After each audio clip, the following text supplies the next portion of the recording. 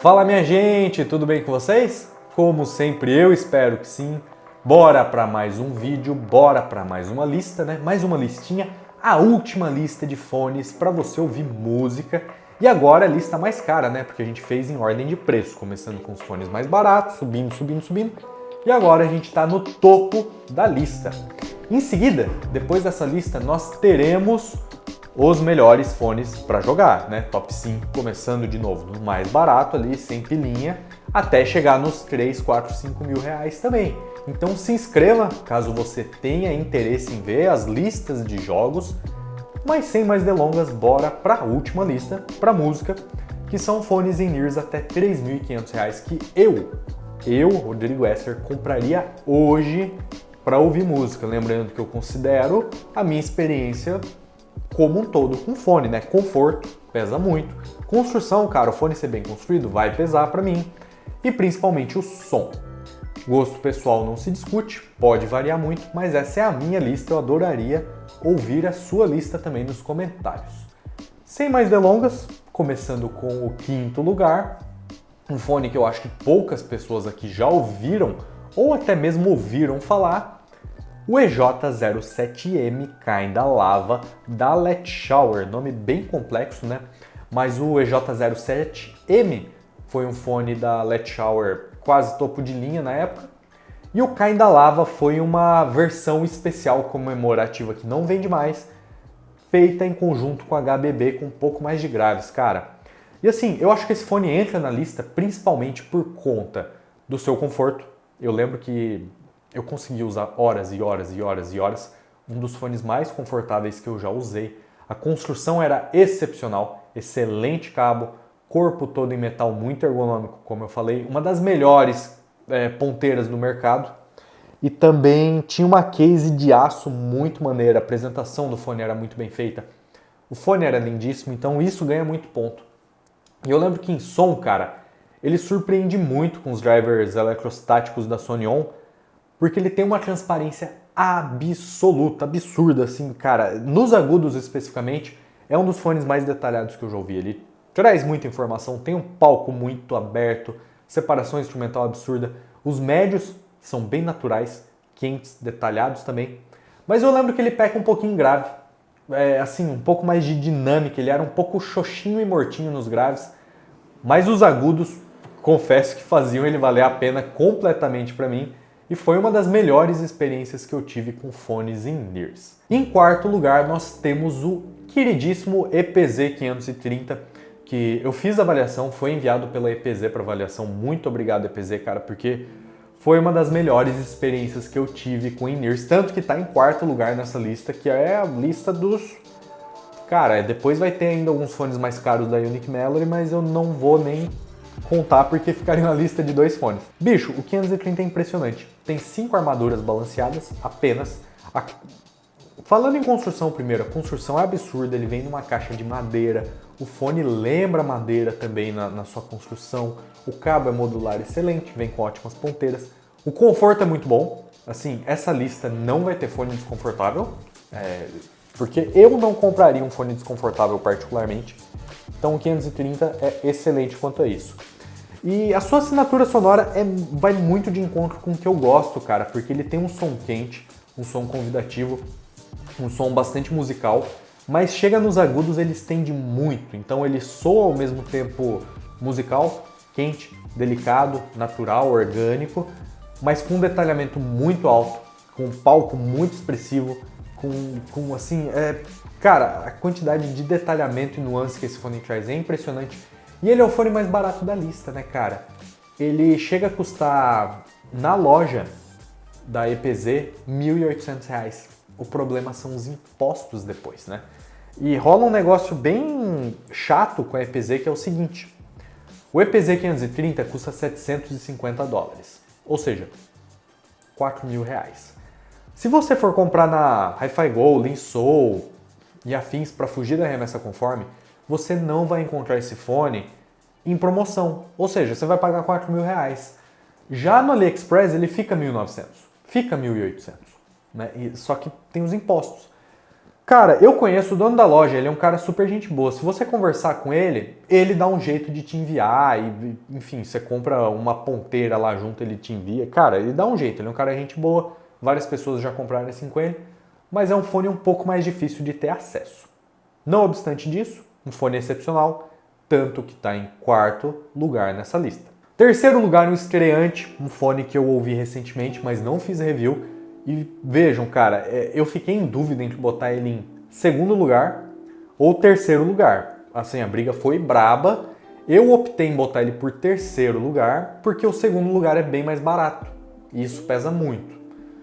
Terceiro lugar é o BGVP DM9. Ele tem esse nome porque tem 9 drivers, são 4 eletrostáticos para agudos, 4.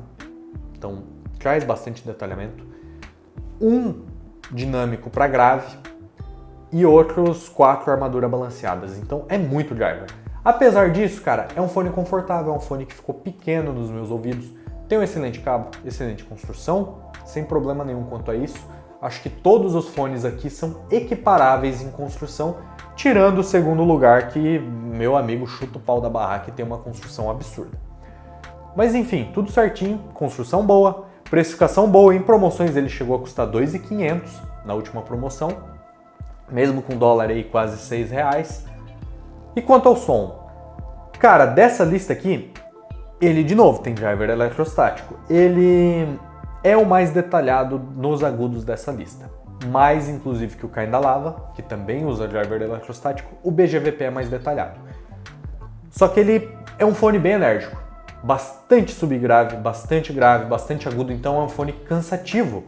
Para quem gosta de assinatura em V, pode ser que esse fone seja o primeiro na lista, mas para mim, cara, apesar de ser o fone mais técnico dessa lista junto com o primeiro lugar, ele me cansou um pouco. Mas, bicho, é surreal a quantidade de dinâmica, impacto e preenchimento que o grave desse fone tem. Um dos melhores graves que eu já ouvi.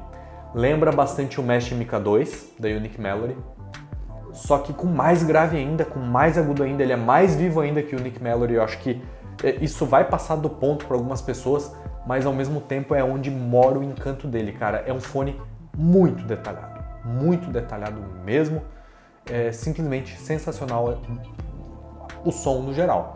Só que você tem que gostar de fones enérgicos e fones em V.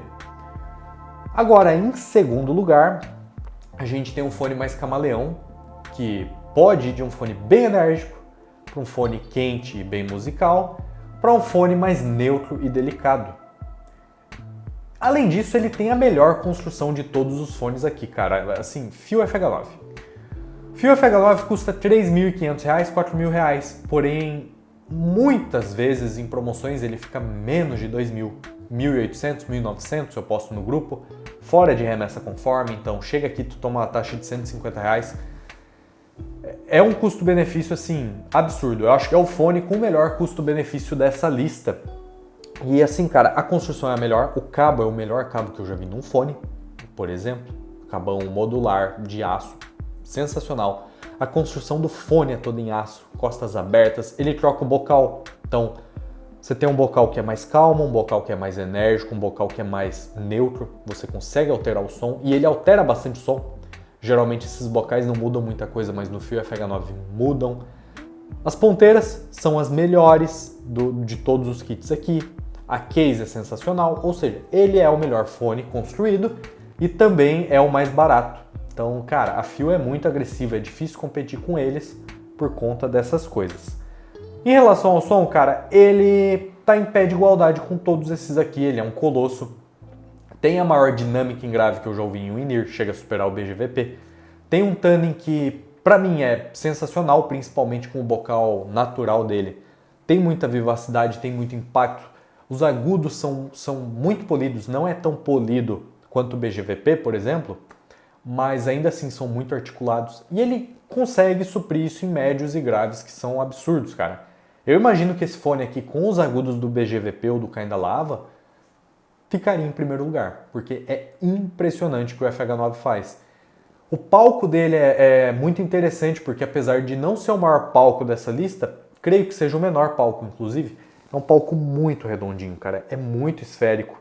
é muito atmosférico por conta disso, você consegue ouvir instrumentos no alto, nas costas. Cara, o FH9 é absurdo. Muita gente já comprou o FH9 porque recomendei demais em listas de promoção. Se você tem o FH9, escreve aí nos comentários o que você acha dele, porque ele é coisa fina. Mas o primeiro lugar mora no meu coração, não tem como, cara. Campfire Audio Andromeda e Andromeda S. Infelizmente não vendem mais, né? Mas teve uma época que vendia no AliExpress, cara. Chegou a custar R$ 1.900 esse fone, cara. Quem comprou, deixa aí nos comentários também. Quem comprou o Andromeda nas promoções? Pagou quanto? 2.400? 1.900? 2.500? Não interessa, cara. Você pagou menos de 3.500? Fez ótimo negócio, porque o Andromeda e o Andromeda S são, pra mim, os melhores fones nessa faixa de preço. Cara, eu não tenho mais o Andromeda, porque é um fone muito caro e eu não consigo ouvir. Bicho, eu tenho uns 10 fones ali para review, eu não consigo parar, sentar e falar, vou ouvir o meu fone. Então, eu acabei vendendo porque não tem uso. Mas assim, se hoje eu fosse aposentar do hobby, fechar esse canal aqui, vender todos os fones, ficar só com um, eu ficaria provavelmente com um Drop Para de Over-Ear e um Andromeda ou Andromeda S de In-Ear. Absurda sonoridade, o maior palco sonoro que eu já ouvi em um In-Ear. Realmente é colossal o palco sonoro. O detalhamento é calibre esses fones com drivers eletrostáticos, é impressionante. Ele tem só armadura balanceada, mas consegue extrair um nível de detalhamento muito alto, principalmente o Andromeda S, que é mais técnico.